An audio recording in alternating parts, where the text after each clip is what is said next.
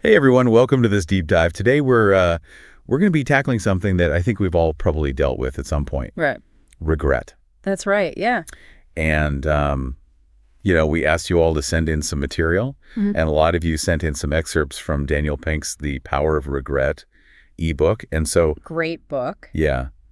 What we really want to do today is kind of look past the usual advice of just, forget about the past, don't worry about it. Right. We want to unpack what regret really means, and maybe even more importantly, how it might actually be a powerful tool for all of us. Absolutely. And what really grabbed me about Pink's take is that he challenges the idea that regret is just this negative emotion that we should try to avoid at all costs. Right. Instead, he suggests that it actually serves a purpose, a really valuable purpose. That's not just about feeling bad, it's actually about using that feeling to become better in the future. And it sounds like this book really dives deep into this. Yeah. With examples of, people making choices about tattoos to the experiences of Olympic athletes and even the story behind Edith Piaf's iconic song. Yeah. So let's start with this whole idea that, we should have no regrets. Right. It's no regrets philosophy. Yeah. The book seems to suggest that that's not a great goal after all. Yeah, he really turns that on its head. He cites some pretty interesting research that suggests a total lack of regret that might not be a sign of a healthy mind. Oh, wow. Yeah, and it can even, in some cases, extreme cases, be linked to brain damage. So it's not just a catchy phrase. There's actual science behind this idea that regret serves a purpose. Wow. Okay, so that's fascinating. Yeah. So what's going on there? I mean, is it, he talks about these if-onlys versus at least, right. Thoughts about the past that make us feel worse or better. Yeah. So are you saying that these negative thoughts are actually not just us being hard on ourselves? Well, think about it. We often have thoughts about the past, some that make us feel a bit better. Those are the at leasts. But more often we have those if-onlys, the ones that make us cringe a little, feel worse. Oh, yeah. It seems like our minds are wired to consider alternative pasts, and, maybe that's not a bad thing. Maybe that's actually how we learn and grow. Because that was not just me beating myself up. Not necessarily. It's actually serving a purpose. Could be, yeah. Okay. So it sounds like Pink's saying these negative emotions, and regret being one of them, they're actually vital. They're not just there to make us suffer. They're kind of like signals, right? Right. That we can use to learn and grow. Exactly. Think of it this way. That pang of regret you feel, it can be a huge motivator to adjust your behavior going forward. It's like, okay, I felt bad about that. Yeah. Let's not do that again. Okay, that actually makes a lot of sense. So it's not just random discomfort. It's trying to tell us something important. Exactly. Okay. Now, you mentioned earlier this idea of a deep structure of regret. Yeah. It sounds like we're going kind of beneath the surface of all the different things we might regret. Right. So on the surface, the things we regret might seem incredibly varied. Right? It could be a career choice, something you said to a friend, not taking care of your health. But Pink argues that these ultimately tend to fall into 4 core fundamental categories. So 4 core types of regret that underlie everything else. Precisely. That's really interesting. So what are they? What are those 4? All right. So the first one he calls foundation regrets. These are regrets that stem from, let's say, failing to be responsible, conscientious, or prudent. Okay. This could be things like not saving enough money for retirement, consistently neglecting your health, or not putting in the effort in your education. These are all about establishing a stable base for your life. Right. The foundation. Yeah. And that really resonates. The book mentions Jason Drent, who had a successful career, Right. but hadn't saved anything for retirement. Classic example. Yeah. It's like that old fable of the ant and the grasshopper, the immediate gratification versus the long-term security. Right. You get that instant reward versus planning for the future. Yeah. And we see this all the time, don't we? That tendency to prioritize what feels good right now over what's best for us in the long run. Yeah. Have you noticed that in your own life? Oh, absolutely. I'm definitely guilty of it. And Pink talks about this thing called temporal discounting, which is basically how we tend to value rewards that we can get right now much more than rewards that are further in the future. Oh, that's interesting. Yeah, it's like our brains are wired for instant gratification. Yeah. So it's harder to prioritize those future rewards. It is. And with these foundation regrets, the consequences often build up over time. It's like not saving or not taking care of your health. Yeah. Those small choices, they might seem insignificant in the moment, Right. but they can have huge consequences later on. Okay, that makes sense. So that's the foundation. What's the next type of core regret? Okay, so the second category is boldness regrets. And these stem from the chances you didn't take, the opportunities you missed. It's about the things you didn't do. Okay. Not speaking up when you had something to say, not going for that dream job, not taking a chance on a relationship. The what ifs. Exactly. The what ifs. Yeah, those can be tough. The book had some really great examples of this, like Zach Hasselbarth. He regretted not being more outgoing in high school. Right. And Bruce, who missed a connection with someone he was interested in on a train in Europe. I mean, those what ifs, they can really stick with you, can't they? They do, and what's really interesting is that research suggests these inaction regrets, they actually have a longer half-life, Pink calls it, than regrets about things we actually did. Oh, wow. We tend to dwell more on the paths we didn't take than on the mistakes we made when we actually tried something. That actually makes a lot of sense. When you act, even if you make a mistake, there's a resolution of sorts. Exactly. But inaction leaves that open-ended possibility. Right. And that can be really enticing and frustrating at the same time. It is. It's like that door that's always slightly ajar. Yeah, you're like, oh, what could have been? But Okay. So we've got foundation regrets and boldness regrets. What's the third type of core regret? Okay, so the third one is moral regrets. These come up when you act in a way that violates your own sense of right and wrong. Okay.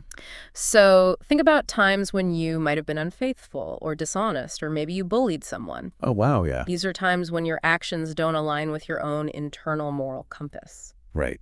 And the book talks about these 5 moral foundations. Yeah. There's care harm, fairness cheating, loyalty betrayal, authority subversion, and sanctity degradation. That's right. I mean, it's fascinating how we all might prioritize these differently. Yeah. Which then would shape how we view our own actions. Right, absolutely. And what's considered a moral failing for one person might not be seen the same way by someone else. It's really about those personal values. And Pink gives some really powerful examples in the book. Like Kaylin, who regretted being unfaithful in a relationship, and Kim Carrington, who wished she had intervened when she saw someone being bullied. Yeah. Those are really powerful examples. They are. They show how those moral missteps can lead to some deep and lasting regret. And Pink also points out that marital infidelity, that was a particularly common moral regret that came up in his research. It seems like breaking that trust in a committed relationship, that has a huge impact on people. Yeah, that's a heavy one. It is. And it makes sense, when you feel like you've compromised your own integrity, that's a really difficult thing to deal with. It is. Okay, so we've got foundation regrets, boldness regrets, and moral regrets. What's the fourth type of core regret? Okay, the last one is connection regrets. And these are all about relationships. They arise from relationships that have fractured or those opportunities to connect with others that you missed. It's about losing touch with people who matter to you or not really investing in those relationships enough in the first place. Yeah. Pink talks about closed door regrets, where the chance to reconnect is gone. Right. And open door regrets, where the possibility still exists, but it requires effort. That makes a lot of sense. I mean, the example in the book about the person who didn't tell their brother, I love you enough. Right. That was just heartbreaking. It is. And it reminds me of, research like the Harvard study of adult development that shows how important close relationships are for our well-being and happiness. You're absolutely right. It's about prioritizing those connections. Yeah. So it sounds like these connection regrets often stem from seemingly small things like, not paying enough attention or maybe hesitating to reach out. Yeah, or being afraid of awkwardness. Yeah. Yeah. And that can have a big impact later on. It can, because those missed connections, they can really weigh on us. Yeah. And what's fascinating is that research shows our fears are often bigger than the actual risk of reaching out. Oh, that's interesting. So we hold back when we probably shouldn't. So those 4 core regrets, foundation, boldness, moral, and connection, they really seem to reflect what we fundamentally value in life, don't they? They do. A stable base, personal growth. A sense of purpose. Yeah, a sense of purpose, doing the right thing, and strong relationships. Absolutely. So it's like regret is actually telling us what matters most to us. Yeah. Now the book also gets into how regret can have a positive impact. Right. And this is where it gets really interesting. Yeah. So how can an emotion that feels so unpleasant actually be beneficial for us? This is where Pink really challenges the conventional wisdom. He presents evidence that experiencing regret can actually lead to better performance. Okay. For example, there's a study he mentions where people were given these anagram puzzles to solve, and those who felt like they had just barely missed solving one, they actually did much better on the next puzzles they were given. Oh, that's fascinating. Yeah. And similarly, in another experiment with blackjack, inducing regret actually led to better decision-making in the later rounds of the game. That's so surprising. It is, isn't it? You'd think that feeling bad about something would make you perform worse. Yeah, you would think that. But it seems like it can actually have the opposite effect. Yeah. Okay, so how does feeling regret make us do better? I mean, it seems counterintuitive. Well, think about it this way. Regret acts as this really powerful signal that something didn't go as we hoped, or that we missed an opportunity. Okay. And that feeling of discomfort, it prompts us to reflect, to think about what went wrong or what we could have done differently. And that analysis can lead to adjustments in our approach and improvements in our behavior in the future. Okay, so it's kind of like an internal feedback loop. That's a great way to put it, yeah. So we feel bad, we think about why, and then we do better next time. Right. I like that. Pink also talks about what he calls the silver Emma effect in science. And this refers to the finding that researchers who narrowly missed a major discovery they were in, that if-only group, right? Right. They often went on to achieve even greater success in the long run than those who actually had narrow wins, the at least group. Wow. It's almost as if the near miss, which probably fueled a lot of regret, motivated them to work harder and think more strategically. That's so interesting. So you're saying that the frustration of almost getting there can be a stronger motivator than the satisfaction of just barely succeeding? Exactly. And it's not just about science. Think about it in your own life. Have you ever experienced a near miss that pushed you to try even harder? Yeah, I can definitely think of a few times, especially in my career, where that's happened. Right, so it resonates, doesn't it? Yeah. And Pink emphasizes this connection between feeling and thinking. He's really arguing that emotions aren't just distractions, they're actually providing us with crucial information. Okay. Information that helps us think more effectively. So we shouldn't just try to ignore those feelings. No, we should embrace them, understand them. Okay. He even puts it in this really simple model. Feeling is for thinking. Thinking is for doing. I like that. Yeah, it's catchy and it makes sense. Yeah. By engaging with emotions like regret and processing them, we can actually improve our decision-making and become more effective in our actions. Okay, so regret can actually be a driver for positive change. But how do we take that negative feeling and actually make it useful? Right. Because it's easy to get stuck, I think, in that cycle of rumination. Absolutely. Rumination is the enemy here. Yeah. So how do we do it? Well, Pink offers some pretty concrete strategies for transforming regret. Okay, good. So for regrets about actions that we took that we wish we hadn't, he talks about approaches like undo it, which is basically, apologizing, making amends if possible. Okay. And then there's at least it, which is about trying to find a silver lining. Okay. Or a positive aspect that came out of the situation. I remember earlier you mentioned that you kind of regretted going to law school, but that's where you met your wife. I did, yeah. So that's a perfect example of at least it. Exactly. It's about reframing the experience. But for dealing with any type of regret, Pink outlines 3 key steps: self-disclosure, self-compassion, and self-distancing. Okay, let's unpack those. What does self-disclosure look like when we're talking about regret? So self-disclosure is about processing the regret by talking about it or writing about it. Okay. Research has shown that expressing those negative experiences, even just journaling, can be really beneficial for your well-being. Oh, interesting. Yeah, it helps you process those emotions, gain a little perspective, and start to make sense of what happened. So just getting it out of your head in some form can really help. It can. What about self-compassion? Yeah. What is that? So self-compassion is crucial when we're dealing with an emotion like regret, which can often make us really self-critical. It's about treating yourself with the same kindness and understanding you would offer to a friend who's going through something similar. Right. It's about recognizing that everyone makes mistakes, everyone has regrets. Yeah. It's part of being human, and it's about avoiding that trap of being overly harsh on yourself. Right. Pink makes a distinction between self-compassion and self-esteem, which can sometimes be tied to external achievements. Right. And he argues that self-compassion provides a much more stable and ultimately more helpful way of dealing with difficult emotions. So it's not about, beating yourself up for the mistake, but rather acknowledging it with a sense of understanding and acceptance. Precisely. Yeah, that seems much healthier. It is. Okay, so that's self-disclosure and self-compassion. What's the last one? Self-distancing. Yeah, self-distancing. This one is about creating a bit of psychological space between yourself and the regret, which allows you to see it more objectively. Yeah. One technique Pink suggests is using third-person perspective. Oh, interesting. Yeah. So instead of thinking about the situation as, I did this, Right. you think about it as, you did this. Huh. This small shift in perspective can actually make it easier to analyze the regret more rationally. It's like you're giving advice to a friend, or even how some historical figures used to talk about themselves in the third person. Oh, yeah, that's interesting. It's a way to detach a bit from the immediate emotion. So it's like, you're offering advice to your past self. Exactly. From a more detached analytical viewpoint. Precisely. And Pink even talks about how Elmo from Sesame Street often talks about himself in the third person. Oh, that's right. He does. It can actually be a really effective way to create distance and see things more clearly. Okay, that's really interesting. So we can learn from Elmo. We can learn from Elmo. There you go. Okay. Now, the book also talks about, how we think about regret before we even make decisions. This anticipated regret. Right.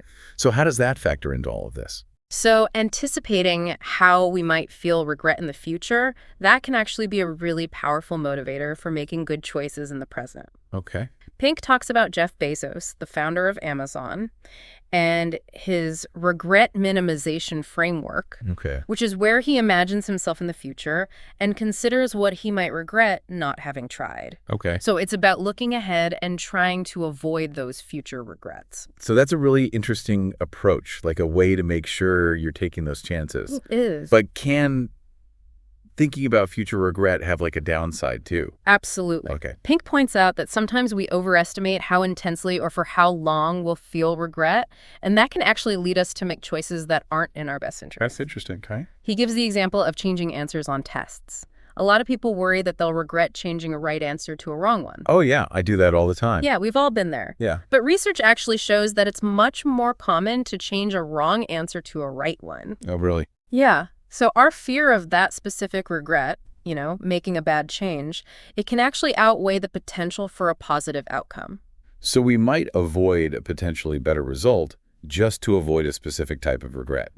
That's fascinating. It is. And Pink also talks about maximizers and satisficers. Oh, right. Have you heard of those? Yeah. Tell me more about that. So maximizers are people who strive to find the absolute best possible option in every decision they make. Okay. And because they're always comparing their choice to all the other possibilities, they tend to experience more regret because they're always wondering, could I have done better? Right.